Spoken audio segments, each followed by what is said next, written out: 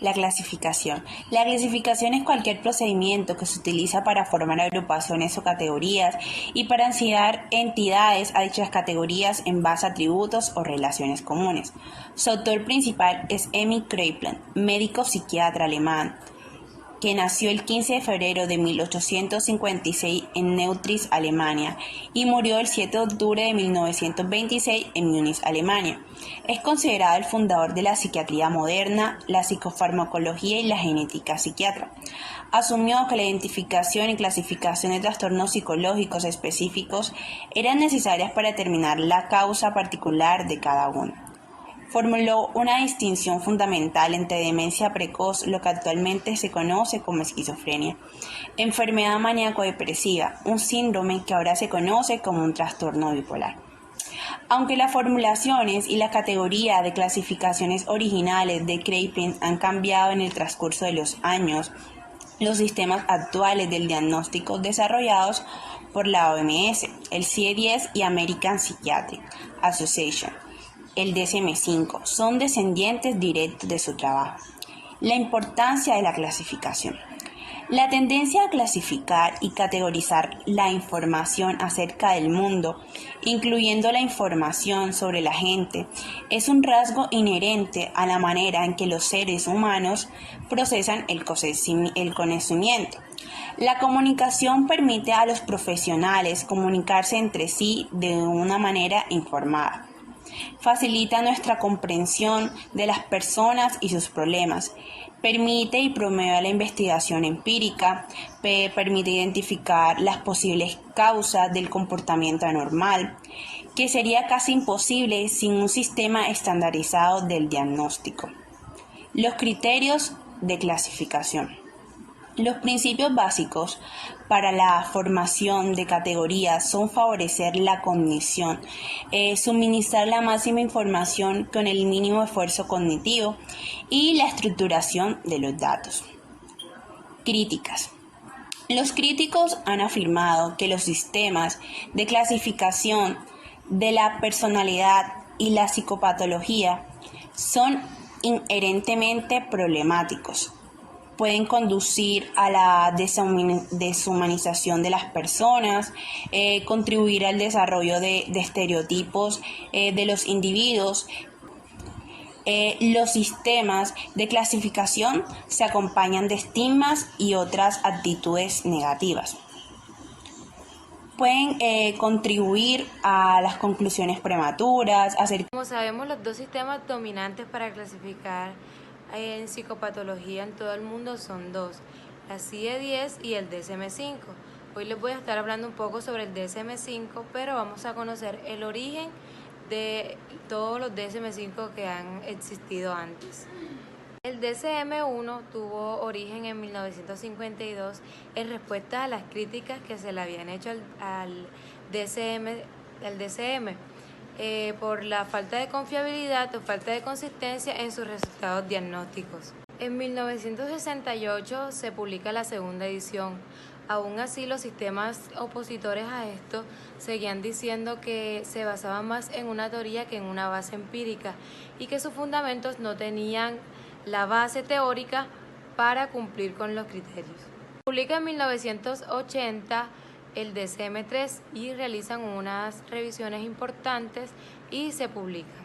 En 1987 se publica el DSM-3R. Aquí se realizan unas revisiones importantes en el eje 4, lo que son los estresores sociales, para así hacerle una mejoría al eje 5. En 1984 se publica el DSM-4. Este conserva el sistema multiaxial, le da prioridad a los sistemas de investigación y empíricos que a los de consenso. Brinda especial estudio a los trastornos de la personalidad y a las nuevas categorías del diagnóstico. Modifica los criterios de los diagnósticos existentes y a la supresión de otros. En el 2001 se le realiza una revisión y se denomina 4TR. Por último, en el DSM-5 se destronca en el modelo médico categorial de enfermedad, que en el caso de los trastornos mentales, presenta muchas limitaciones en la práctica clínica. Así, por ejemplo, hay grupos de síntomas relacionados especialmente con la ansiedad y la depresión que están presentes en muchas categorías diagnósticas. CIE-10. Esta clasificación estadística internacional de las enfermedades y problemas de salud mental, en su 10ª edición, es publicada por la Organización Mundial de la Salud en 1992. Es uno de los sistemas universales de clasificación que permite la producción estadística sobre la mortalidad y la morbilidad comparables en el tiempo. Su objetivo se orienta más a realizar un registro y análisis de las características presentes del trastorno entre unidades o regiones de un mismo país o entre países.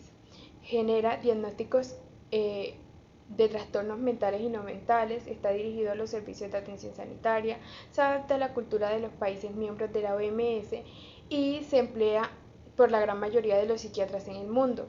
Los propósitos de este son permitir el registro sistemático, análisis, interpretación y comparación de datos de mortalidad y morbilidad recolectados en diferentes áreas y épocas. Su utilidad parte de convertir los términos diagnósticos y otros problemas de salud de palabras a códigos alfanuméricos que permiten su fácil almacenamiento y su posterior recuperación para el análisis de la información. En él se encuentran contenidos 3 volúmenes. El primer volumen contiene las clasificaciones principales, el segundo volumen provee la orientación de los usuarios de la CIE-10 y el tercer volumen el índice alfabético de la clasificación. En él también encontramos un diagnóstico multiaxial. En este se encuentran contenidos 6 ejes. En el primer eje encontramos los síndromes psíquicos clínicos, en el segundo los trastornos específicos del desarrollo, en el tercero el nivel intelectual, en el cuarto las condiciones médicas, en el quinto los sistemas psicosociales, en el sexto la evaluación global de la discapacidad. En el quinto capítulo vamos a encontrar los trastornos mentales y del comportamiento. La importancia de este se basa en su desarrollo, que enmarca un proceso global y multidisciplinar llevándose a cabo en diversas lenguas y teniendo en cuenta la multiculturalidad mundial. Además de eso, es bastante accesible y es una herramienta para clínicos, investigadores, consumidores, administradores y legisladores en su trabajo para comprender e informar en materia de enfermedades, así como para planificar y financiar, además de evaluar la atención sanitaria. La actualización. Dentro del proceso de actualización vamos a encontrar estadísticas más específicas y agrupaciones de enfermedades que si bien sirven más para comprender. Ahora bien, como todo tiene sus críticas y dentro de las críticas vamos a encontrar su extensión. A pesar de que es bastante extenso, se hace difícil para usarla en cuestiones de mortalidad. Además de eso, a pesar de su extensión también, está dirigida principalmente a la morbilidad general.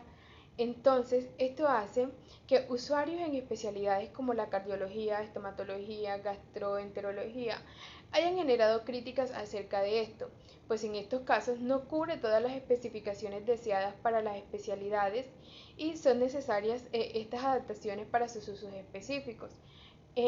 Otro cuestionamiento son el hecho de que no satisface las necesidades en nivel de la atención primaria de la salud, donde son atendidos gran parte de los problemas de salud en las comunidades. En las comunidades se basa en los intereses y necesidades de aquellos que trabajan en las enfermedades de etapas finales de la historia natural misma, y esto hace que deje de lado la parte primaria. Por lo tanto, es necesario que se trabaje mucho más en ello. Por eso ha sido crítica. Yo les voy a hablar sobre el diagnóstico. ¿Qué es el diagnóstico? El diagnóstico es un proceso de construcción del conocimiento acerca de algo sobre lo cual se va a intervenir o actuar. El psicólogo en este ámbito cumple un papel de orientador y ayuda a encauzar la investigación que tendrá como propósito o como fin producir una hipótesis acerca de la estructura psicológica del sujeto. Ahora les voy a hablar un poco acerca de los elementos del diagnóstico psicológico. Todo diagnóstico psicológico debe tener por lo mínimo 4 elementos fundamentales. Número 1. La descripción e información detallada acerca de los trastornos que aquejan al paciente actualmente. Número 2. Proposiciones sobre la etiología, es decir, las causas por las cuales el individuo se encuentra en la situación en la que está actualmente. Número 3. Prognosis. En este caso se busca con una serie de proposiciones determinar la evolución probable del caso del paciente y aún así si éste ha tenido tratamiento o no. Y como cuarto, tenemos las consideraciones que son de tipo social, terapéuticas y teóricas. Ahora les vengo a hablar sobre los signos y síntomas. Los diagnósticos psicológicos se establecen a partir de signos y síntomas que las personas manifiestan. Habitualmente se consideran síntomas aquellos datos referidos por el paciente, pero que estos no pueden ser observados directamente por un clínico. Un ejemplo de esto sería una sensación de ahogo, sensación de vacío. Generalmente estos tienden a ser muy subjetivos. Seguidamente hablaremos de los signos. Llamamos signos a aquellos observables clínicos que no necesitan del relato del paciente, y estos pueden ser observados directamente ya sea por el terapeuta, un familiar o un amigo del paciente. Un ejemplo de esto sería la sudoración excesiva. Bueno, retomando un poco acerca de los criterios diagnósticos, se podría hacer énfasis de que existen muchos conceptos sobre este término. Otros conceptos relacionados y muy importantes podrían ser que el diagnóstico son construcciones que nos permiten caracterizar ciertas problemáticas humanas. Los mismos se realizan mediante la observación, la recolección y el análisis de ciertos datos. Es importante destacar que los diagnósticos no son la realidad y que son construcciones que tienen alguna utilidad, pero el diagnóstico no podemos tomarlo como una realidad en sí, tal como los miedos o deseos que las personas puedan tener. Los diagnósticos fácilmente son rectificados, cualificados y tomados como verdaderos, inamovibles. Bueno, hablemos un poco acerca de los tipos de diagnósticos psicológicos. Para describir los diagnósticos, podemos decir que a grandes rasgos existen dos tipos de diagnósticos, el cual son el diagnóstico sintomático y el diagnóstico estructurado. El diagnóstico sintomático consiste en agrupar un cierto número de síntomas, lo que se llama síndromes, en funciones de la frecuencia, duración, etiología y de su aparición, y darle un nombre para que pueda ser fácilmente reconocido. Por otro lado, encontramos el diagnóstico estructurado. Este diagnóstico consiste en intentar descubrir cuál es la estructura de personalidad de cada paciente, siempre sujeta a revisión en función de nuevos datos para comprenderlo como una persona completa y compleja.